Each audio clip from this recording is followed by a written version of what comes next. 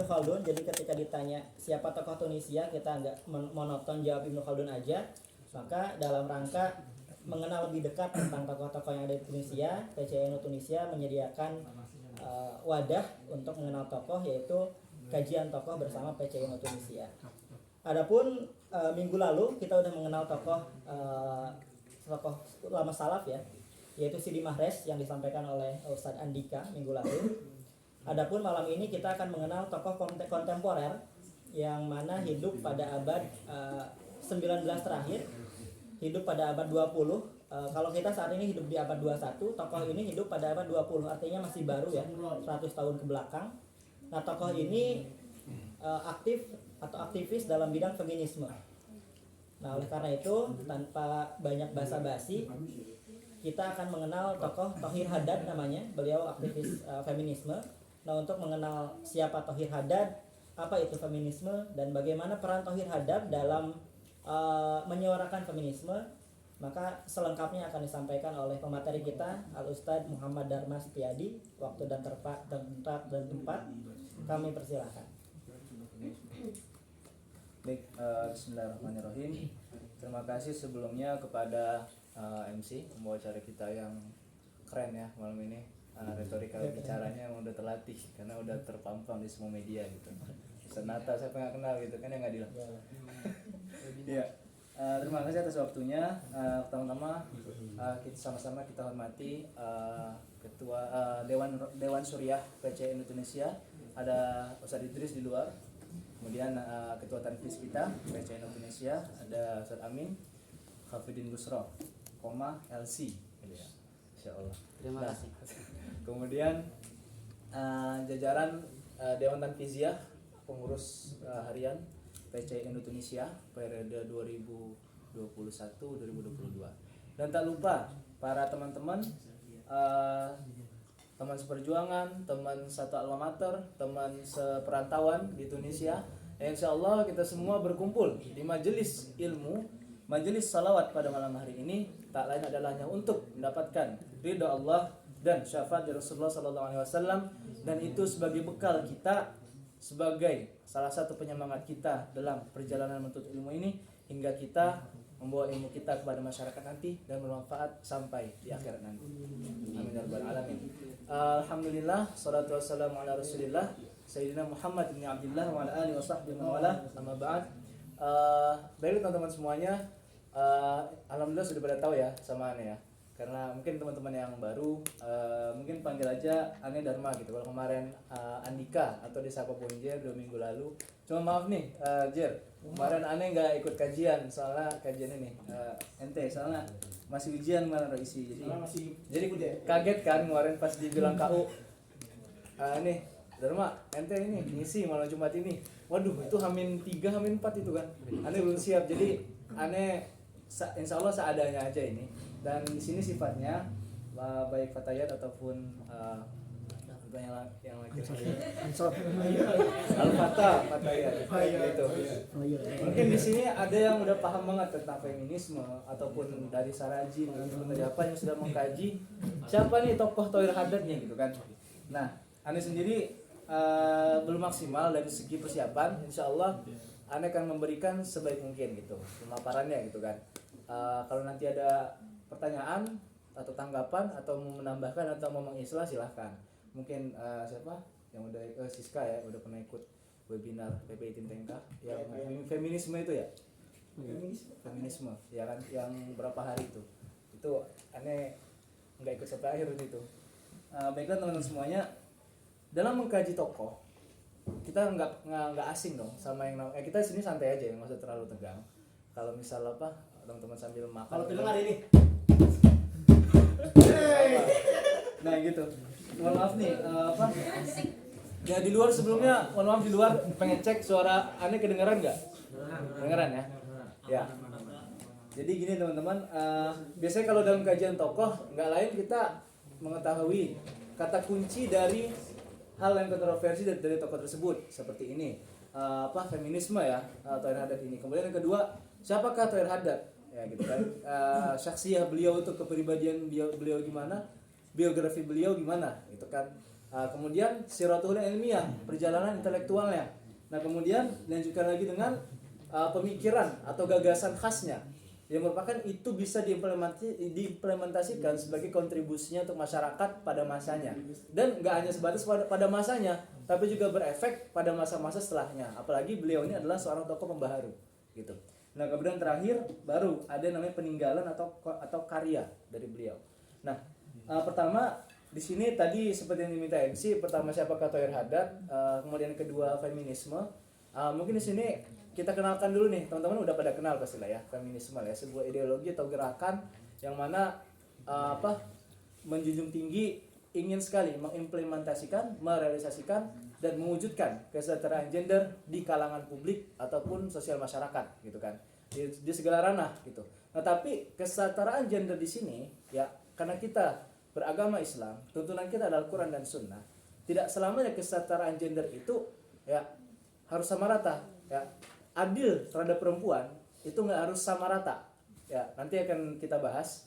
Karena kata Bang Haidar waktu di Asurian terakhir itu nggak salah, adil itu tidak berarti sama gitu kan, jadi sesuai pada porsinya gitu. Nah, itu mengenai sedikit feminisme gitu kan.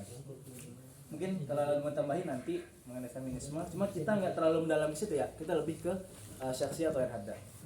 Imam Thohir Haddad ini teman-teman dia dilahirkan di Tunisia pada tahun akhir banget abad ke-19, itu 1899 ya. Aneh pun dari Google ngambilnya gitu kan, silakan cek gitu. Aneh di sini cuman bukan mengajarkan, tapi cuma ngebantu baca aja atau nggak ngebantu menyampaikan. Karena mungkin teman-teman males lah buka Google gitu kan, mending denger aja gitu kan. Nah, kemudian hidupnya ini nggak lama ya, wafat itu 1935. Nah, ini sangat menarik dalam perjalanan hidupnya. Syekh Thohir Haddad ini sejak kecilnya itu beliau menempuh pendidikan dulu namanya Madrasah Zaitunah atau di Madrasah Zaitunah di Jami Zaitunah ya. Gimana Asiska anak Sarajin nih dulu kan sebelum di Universitas Zaitunah di ini ya, Masjid Zaitunah ya pembelajarannya ya gitu kan. Nah, jadi 7 tahun di sana ya, nggak tahu ya apakah itu SD SMP SMA, tapi yang jelas aneh bacanya aneh buka nggak hanya satu referensi ya, misal dari beberapa website di Google sama dua kitab beliau. Yang pertama itu Imra'atuna fi Syariah wal Mujtama, kemudian yang kedua Al-Ummal At-Tunisiyin fi Zuhuri Harakah Al-Nuqabiyah masalah itu. Nah, jadi di sini beliau ini setelah menyelesaikan pendidikannya di Jami' Zaitunah. Nah, ngapain aja beliau di Jami' Zaitunah? Belajar ngapain aja? Pertama beliau hafal Quran. Ya, Masya Allah selama 7 tahun. Nah, kemudian di samping itu beliau belajar ilmu syariat. Gitu kan, ilmu syariat ya, berbagai macam fan ilmunya. Nah, kemudian setelah itu beliau nggak cukup, merasa belum puas dengan keilmuan yang ada pada diri beliau. Ya, karena nih ada keresahan tersendiri. Berangkat dari keresahan yang beliau rasakan. Pertama, melihat situasi pada saat itu. Dari mulai kalau nggak salah ya, akhir tahun 1850-an ke atas sampai 1900-an, itu kan 900-an awal-awal, itu kan masa-masanya periode-periode ini ya, banyak pembaharu tokoh-tokoh pembaharu Islam.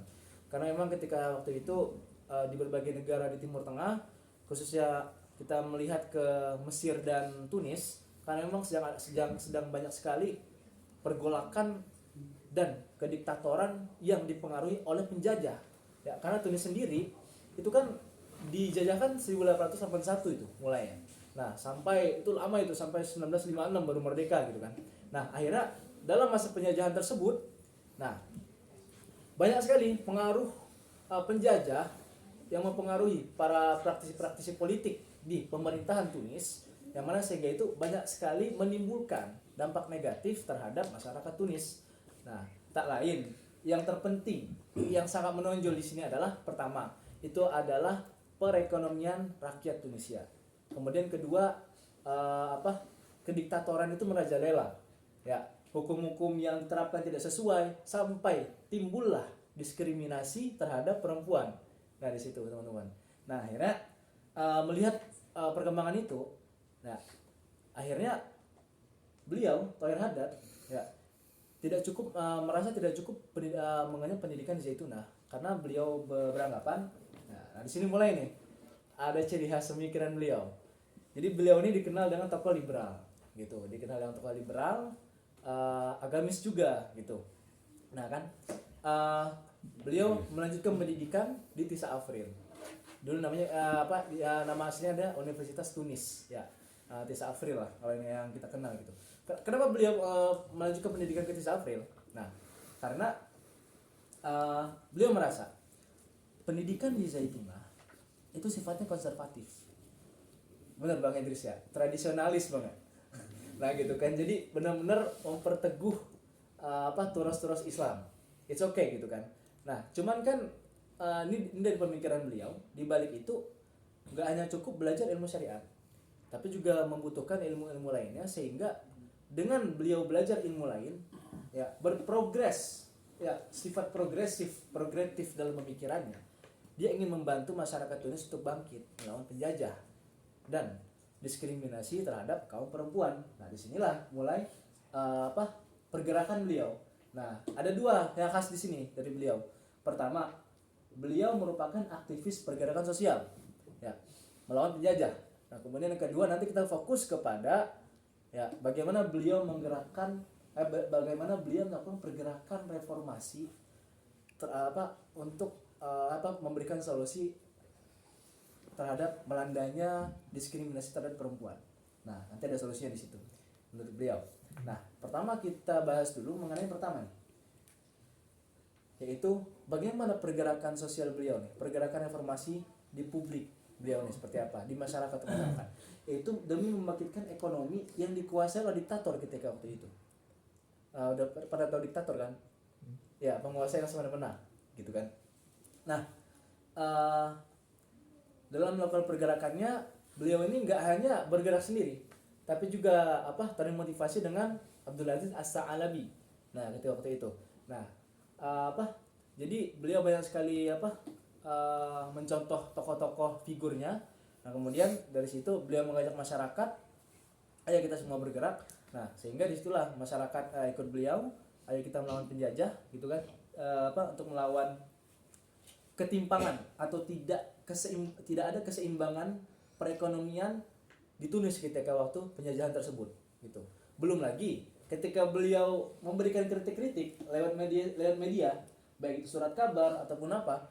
Nah di situ penjajah Prancis sudah mulai berusaha tuh untuk menghentikan, karena itu akan membahayakan strategi Prancis untuk terus menguasai Tunis ketika waktu itu. Nah akhirnya beliau tetap kekeh, tetap terus lanjut. Nah sehingga beliau setelah melakukan diskusi dengan beberapa tim-timnya gitu ya, nah akhirnya beliau menemukan sebuah kata kunci, sebuah konsepsi inti ya. Esensi dari konsep ini adalah, kata beliau, percuma kalau kita melakukan suatu pergerakan itu hanya langsung diterapkan di kalangan publik, maka harus dimulai dari ranah terkecil dulu, itu keluarga gitu kan. Karena ketika dari keluarga sudah baik ya, sudah misalnya contoh kita beliau ambil kajian contoh pembaharuan di situ adalah dari dalam keluarga, bagaimana yang tadinya perempuan itu terbatas ini segala macam. Nah jadi beliau pengen dari keluarga itu dibuat doktrin ya, dari keluarga itu dibuat doktrin ya, didoktrin ya para perempuan ya, para orang-orang, nah untuk ya berpikir secara reformis gitu, secara kalau bahasa gampang itu ayolah kita maju gitu kan. Jadi kalau misalnya kita lihat tadi dari sistem perekonomian, nah gitu kan, nggak ada yang berani melawan penjajah ketika itu ataupun diktator penguasa ahli politik orang Tunis sendiri yang dipengaruhi oleh penjajah Perancis gitu kan. Nah akhirnya beliau membuatlah sebuah serikat buruh Tunis. Nah ketika waktu itu untuk melawan ya penjajah Perancis ketika waktu itu. Nah kemudian nih kita masuk ke ranah kedua. Nah itu kan pergerakan dia di ranah sosial dan ekonomi ya, untuk membangkitkan perekonomian negara Tunis yang ketika itu sangat-sangat anjlok. Nah kemudian pada sisi kedua Nah, beliau berusaha membangkitkan apa? Yaitu adanya diskriminasi terhadap perempuan. Nah, bagaimana konsepsi beliau? Nah, keresahan yang beliau lihat ketika pada waktu itu, beliau merasakan bahwasanya di apa?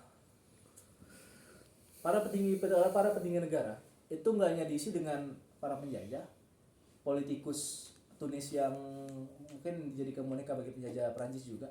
Kemudian ada ahli agama yang memang mainstream di situ. Ada yang memang dia memang memperteguh teguh terhadap ajaran Islamnya. Ini kalau menurut ini ya, terhadap sehingga contoh perempuan di rumah saja. Perempuan nggak harus belajar terlalu tinggi.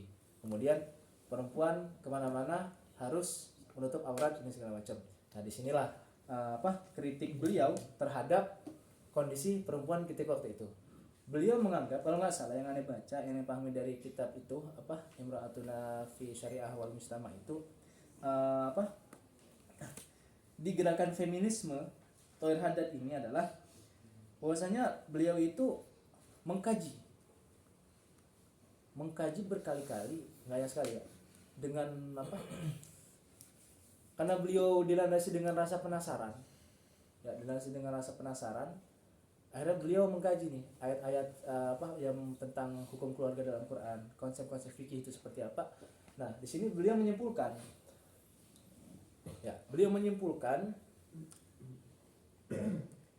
salah satu penyebab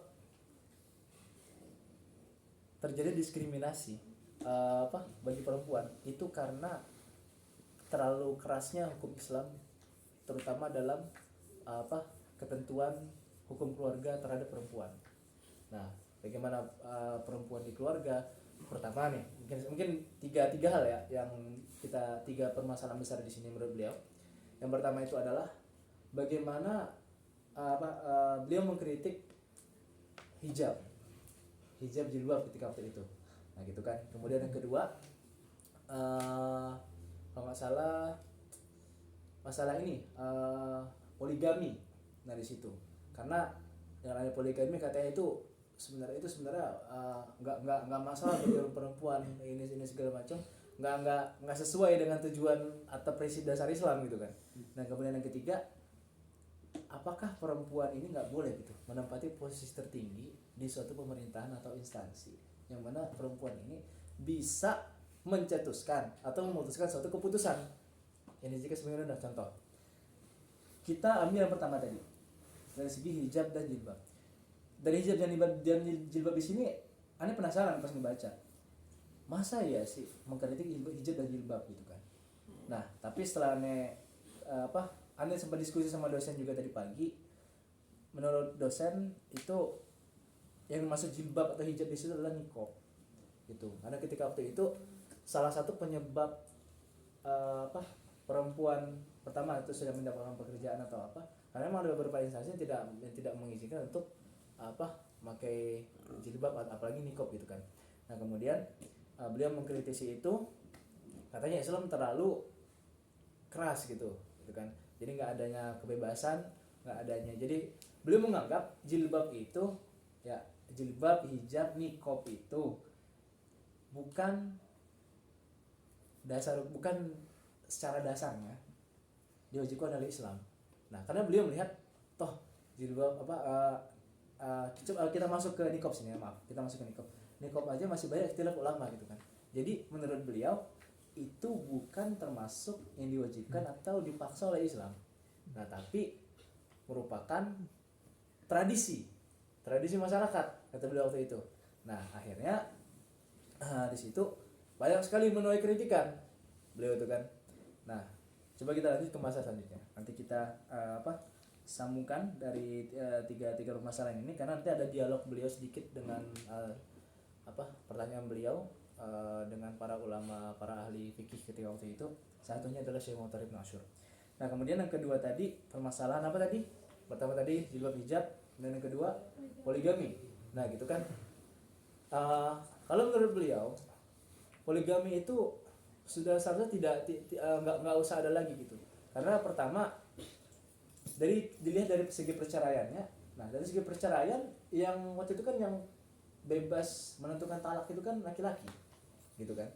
Nah akhirnya beliau merasa tidak adil, akhirnya beliau mengusulkan ketika waktu itu, kenapa enggak yang menentukan talak itu adalah pengadilan sendiri, kenapa harus laki-laki. Nah itu kan, nah kemudian masuk ke poligami, katanya enggak usah ada lagi poligami gitu kan. Nah makanya kemarin berita yang beredar di Indonesia itu kan, apa cewek Tunis boleh poligami, boleh poligami di sini ya, boleh sampai istri gitu. Nah, itu hoax gitu kan. Nah nanti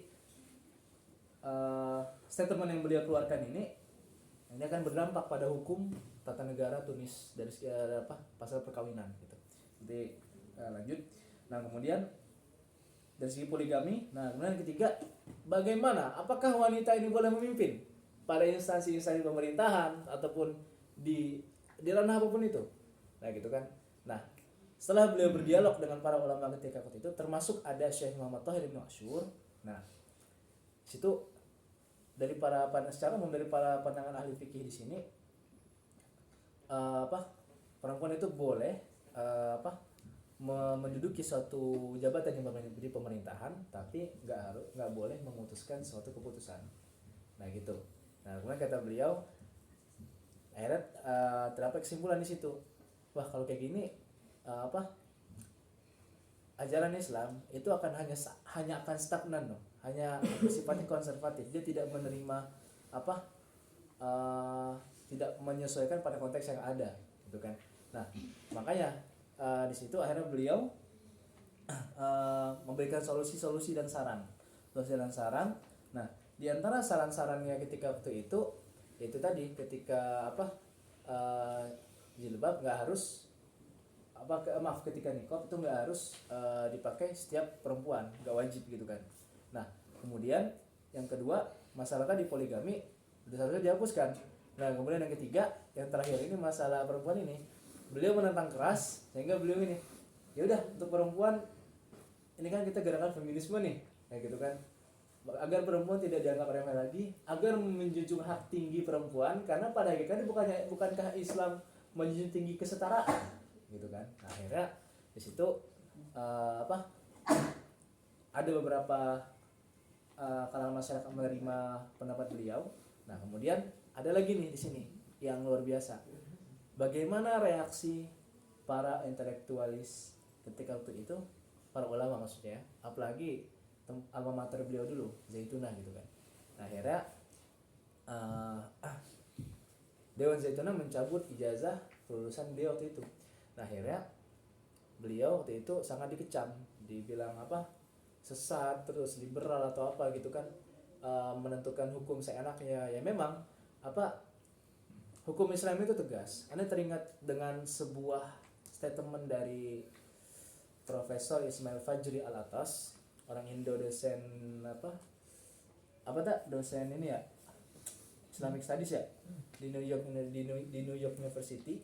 Itu beliau mengkaji Islam dari berbagai interdisiplin ilmu, sehingga beliau bilang, mungkin di sini kalau kita lihat secara zahirnya entah agak sedikit liberal entah apa, mohon dikoreksi Bang Idris atau Bang Amin. Jadi ada Islam sebagai idealitas, ada Islam sebagai realitas gitu. Islam idealis, Islam mempunyai hukum yang tetap, hukum dasar fikih atau ya sudah tetapkan di kitab-kitab fikih seperti yang sudah kita ketahui. Namun di situ Islam ada Islam sebagai realitas. Bagaimana ketika hukum tersebut nggak bisa diterapkan ketika masa ini, dan mungkin bisa dikiaskan dengan hal lain. Mungkin Fajrul mungkin Anda fikir lebih paham gitu kan. Nah di sini menurut Thahir Haddad bahwasanya nggak selamanya Islam itu harus jumud. Nah gitu, jadi harus dasarnya lah berkembang gitu kan. Karena beliau juga terpengaruh dari Abdul Aziz As-Sa'alabi, pemikirannya Abdul Aziz As-Sa'alabi terpengaruh pemikirannya oleh Jamaluddin Al-Afghani dan Muhammad Abduh. Dan itu juga satu masa ya dengan Rasyid Ridho juga ketika itu. Banyak sekali tokoh-tokoh membaharu di Timur Tengah di Maghrib ya. Ketika waktu itu nggak hanya di Mesir, di Tunis pun seperti beliau ini. Nah inilah mengenai secara singkat ya mungkin ya. Ini mungkin mohon maaf kalau belum puas gitu, karena mungkin secara ringkas saja saya sampaikan bagaimana pemikiran beliau, kontribusi beliau ya, dan bagaimana juga reaksi masyarakat terhadap beliau ketika itu. Nah, akan tetapi setelah beliau diserang waktu itu, ditangkap, kemudian diasingkan, ya, diasingkan ke Arab Saudi sampai beliau meninggal di sana. Nah, tapi tetap produk hasil pemikiran beliau itu tetap berpengaruh di Tunis. Ya, ya Kak Ula udah hatam kayaknya. Toir Hadad. Nah, di situ. Nah, jadi sempat ya, menjadi salah satu undang-undang Tunis juga melarang poligami. Terus kalau misalnya yang bercerai itu kan harus membiayai menafkahi selama hidupnya gitu kan. Nah, ini dengan alasan beliau adalah untuk terus menjunjung tinggi hak perempuan di situ. Ya, karena menurut beliau perempuan itu sangat berperan bagi berkontribusi bagi bangsa, dan gak sepantasnya ya kita merendahkan perempuan. Nah, cuman memang mungkin dikritik dan menuai respon-respon yang luar biasa yang tidak enak gitu dari para pemegang ajaran terus Islam banget gitu, ulama-ulama Zaitunah ketika waktu itu, sehingga beliau benar-benar dikecam liberal ketika waktu itu. Ya, mungkin di sini kita kembali ke inti di awal tadi Bang ya. Mungkin memang kita harus sebagaimana dikatakan dalam kitab Al-Qabdu al-Bastu fi Syariah, Abdul Karim Sirus, ulama Iran. Ada Al-Qabdu al-Bastu fi Syariah. Al-Qabdu kita menggenggam ya syariat agama kita, tapi tidak menutup kemungkinan bagi kita dan sudah seyogyanya bagi kita untuk al-bastu, membuka untuk menerima satu hal yang baru banyak, karena Islam ya berkembang ya itu membutuhkan perangkat-perangkat lain, membutuhkan hal-hal baru yang mana itu dijadikan sebagai kendaraan atau dijadikan sebagai alat untuk Islam ini maju.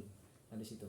Nah, Islam juga pengetahuan Islam juga berkolaborasi dengan pengetahuan lainnya untuk sama-sama membangkitkan kemaslahatan umat dalam suatu bangsa, dan juga kemaslahatan umat ya khususnya tidak merendahkan perempuan. Nah, seperti itu.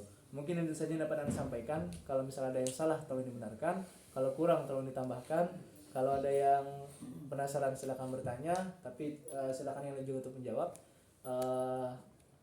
Ada mohon maaf sebesar-besarnya, banyak kekurangan. Wassalamualaikum warahmatullahi wabarakatuh. Waalaikumsalam warahmatullahi wabarakatuh.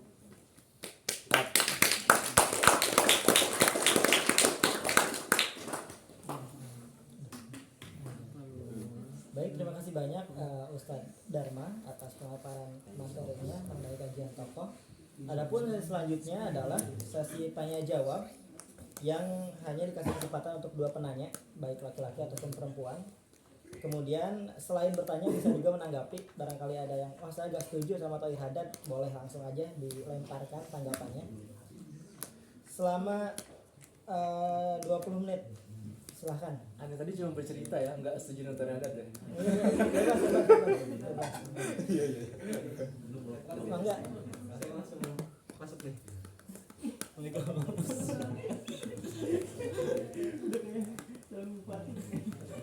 Ada yang nanya?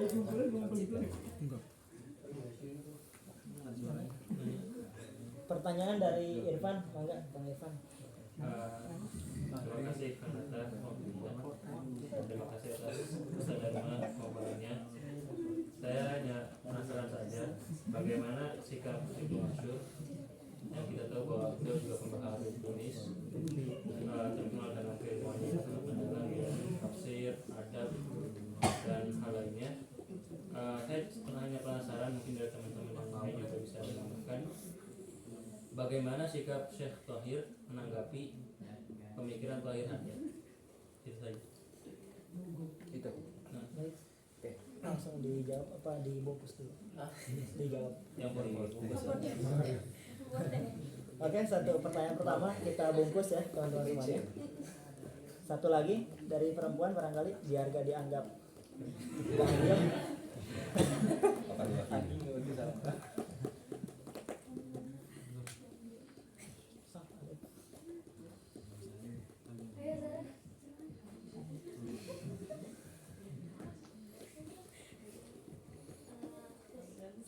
Maka ada pertanyaan kedua dari Nela. Alif.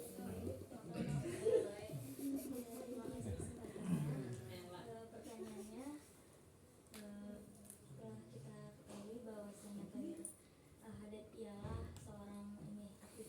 Islam ya. Nah, pertanyaan yang pertama, dari mana beliau terpengaruh teori atau bahasan feminisme sendiri? Apakah hanya dari belajar di Tisa April atau bagaimana? Mungkin ada tokoh yang emang sangat mempengaruhi gitu. Yang kedua, soal poligami, mungkin lebih penasaran lagi alasan beliau kenapa tidak setuju gitu dengan poligami. Tadi kan udah sempat udah dijelaskan, tapi masih mungkin bisa ditambahkan. Terima kasih. Baik, terima kasih banyak Arif pertanyaannya. 2 pertanyaan kita bungkus dan kita serahkan ke Kang Dharma untuk menjawab. Sebelumnya ada yang mau menjawab dulu dari ini Bang Amin mungkin. Lanjut dulu. Bang Idris mau jawab Bang? Oh nggak denger ya? Ya udah deh. Ini dari Kak Ula ada yang mau menjawab dulu. Iya. Jadi gini Bang. Aneh lupa di halaman berapa di buku tersebut yang beratuna itu. Cuman salah aneh udah pusing ya. Jadi bahasa juga lumayan susah. Bukan lumayan susah, maksudnya enggak susah banget sih enggak. Mudah juga enggak gitu kan. Jadi sekilas baca aja mudah-mudahan benar ini. Jadi waktu itu kan beliau kan terhadap ini kan enggak hanya bertanya sama Syekh Tarim Asyur, tapi sama Syekh yang lain, tapi aneh enggak hafal namanya karena enggak aneh hafalin. Nah di situ maksud yang tanya ini kan bagaimana respon Ibnu Asyur terhadap Thori Haddad yang bertanya mengenai kepenasaranan mengenai penasarannya terhadap Thori Haddad ini terhadap beberapa aspek gitu kan. Jadi adanya dialog di situ. Thori Haddad bertanya kepada para ulama fikih mengenai salah satunya tadi itu kan kita ambil salah satu contoh karena banyak pertanyaan di situ. Salah satunya adalah apakah perempuan boleh atau enggak itu kan menduduki posisi strategis atau yang sangat berpengaruh dalam pemerintahan gitu kan untuk mencetuskan sebuah ketetapan yang ditaati bersama ya, bahasanya suatu hukum gitu kan. Nah jadi di situ kalau menurut ini nggak tahu ini entah jawaban Ibnu Asyur atau siapa, cuman hampir sama dari jawaban para ulama, para ahli fatwa di situ. Jadi mereka bilang bahwasanya kalau nggak salah ya, yang aneh ingat itu beliau hanya menjawab. Ini jadi pas Thori Haddad bertanya, beliau nggak kok gini sih, nggak gitu, tapi malah menjawabnya gini gitu kan. Jadi bertanya langsung dijawab, nggak langsung wah ini kok gini sih gitu kan. Jadi responnya nggak ada ini, dia langsung jawab dengan prinsip-prinsip fikih atau prinsip-prinsip fikih pada mazhab itu, para ulama fikih ini gitu kan, mengatakan nah bahwasanya ketika tadi yang perempuan itu boleh atau nggak memimpin sebuah pemerintahan, nah kalau menurut ini boleh saja masuk tapi tidak boleh memutuskan suatu ketetapan hukum. Nah dan alasan seperti apa? Karena ya enggak selamanya perempuan itu atau enggak setiap ketika, contoh Siska masuk pemerintahan ya, alasannya masuk pemerintahan, Siska memutuskan suatu hukum dalam kondisi mohon maaf ketika sedang sensitif, nah gitu kan. Alasti memutuskan suatu hukum ketika sedang baik-baik saja gitu kan. Nah keputusan dari kedua ini ya kita lihat di Siska misalnya, ketika adanya efek dari kesensitifan itu pasti akan berpengaruh kepada keputusan yang diambil, jadi bawahnya emosi gitu.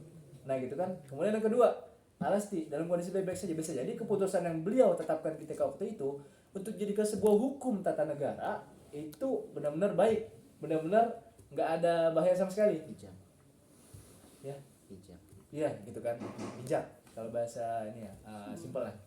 Jadi di situ kurang lebih Ustaz Irfan.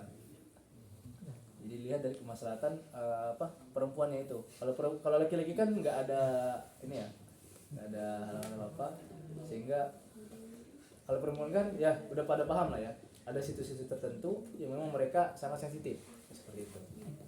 Benar nggak perempuan? Benar ya? Pasti kita jangan tersau tahu gitu.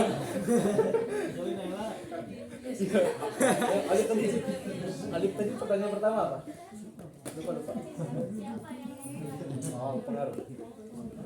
Itu Cuma ada satu tokoh yang sangat beliau teladani ketika itu, Abdul Aziz As-Sa'alabi. Di Google juga ada. Nah, cuman tadi Anda sempat baca biografi As-Sa'alabi ini memang sangat menjunjung tinggi kebangkitan ini pada dari segi perekonomian sih terlalu, cuma dari kesejahteraan masyarakat gitu waktu itu. Nah, bedanya kalau tadi Tohir Adat mendirikan Serikat Buruh Tunis itu untuk membangkitkan ekonomi. Nah, kalau Abdul Aziz As-Sa'alabi lebih kepada masyarakat. Jadi masyarakat secara umum. Jadi seperti inilah grup-grup pemuda-pemuda untuk melawan penjajah gitu kan. Nah, tadi nanya ini kan, Alif kan dari segi feminisme ya. Nah, gitu kan. Nah, berangkat dari Abdul Aziz As-Sa'alabi juga. Karena Abdul Aziz As-Sa'alabi menyamaratakan semuanya, jangan sampai laki-laki itu nih yang sejahtera nih, perempuan enggak gitu kan. Nah, jadi dari situ beliau jadi pemikiran reformis. Pemikiran ini untuk maju beliau itu yang diteladani oleh Tohir Adat ini. Nah, Abdul Aziz As-Sa'alabi, sama Tohir Adat ini satu masa hidupnya gitu. Cuma memang beda ranah pergerakan. Nah, beda Sa'alabi mendirikan partai ini atau grup ini. Nah, Tohir Adat mendirikan grup ini gitu. Nah, sumbernya dari mana lagi? Nah, As-Sa'alabi dari itu juga pembaharuan Mesir juga gitu. Afghani Abdul Ridho gitu kan.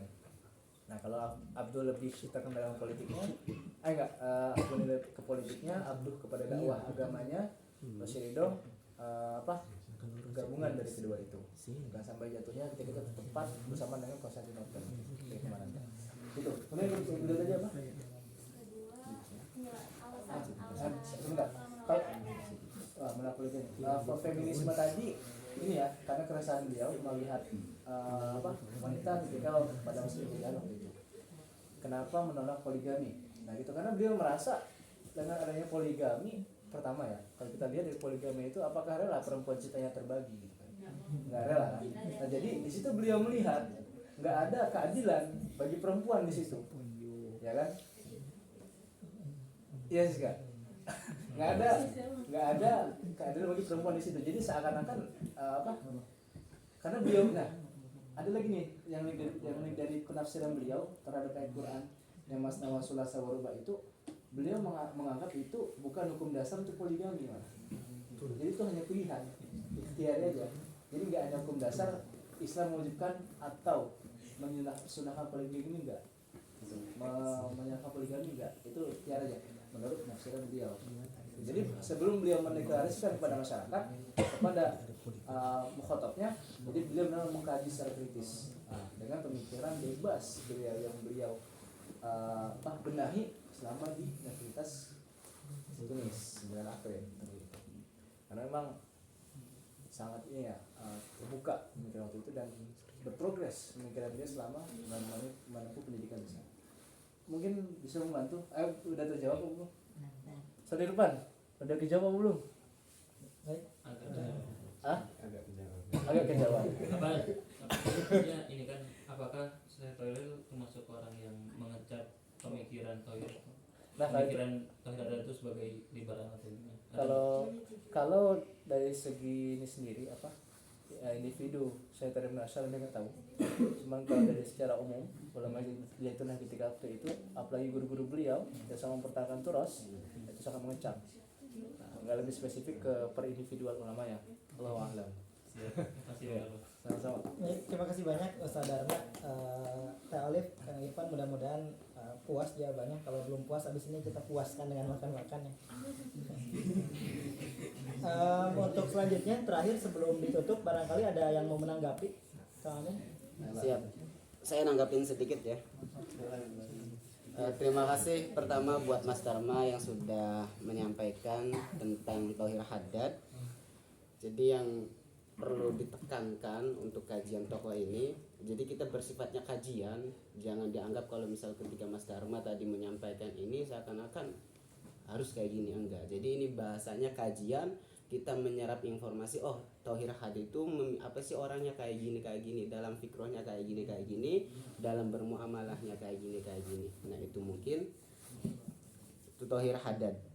Jadi lumayan banget, terima kasih buat Mas Dharma yang banyak sekali memberikan informasi mengenai Tauhid Hadad.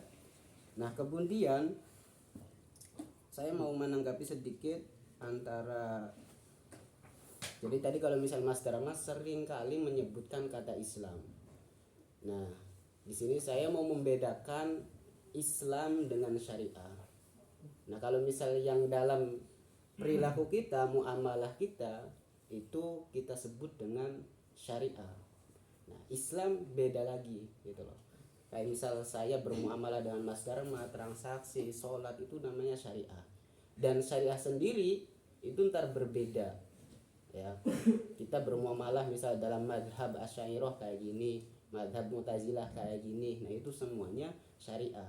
Karena syariah sendiri ya ntar ulama berbeda pendapat, karena ada yang mengatakan syariah sendiri itu ya apa ya, ada campur tangan gitu loh dari manusia. Mungkin itu. Kemudian udah malam ya, tetap di ini ya kemudian saya mau menghimbau dan mau berharap dan menganjurkan buat teman-teman. Jadi di PCI kita ada kajian akidah sama Bang Ardi, kemarin kita baru mulai, baru mukadimah.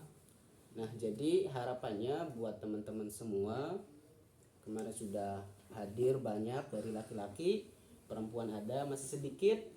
Nah harapannya teman-teman bisa hadir, bisa beristifadah dari kajian akidah, karena Bang Ardi itu sudah lama banget beliau ngaji ke syekh-syekh, itu kajian akidah dari yang kitab yang paling kecil sampai paling besar.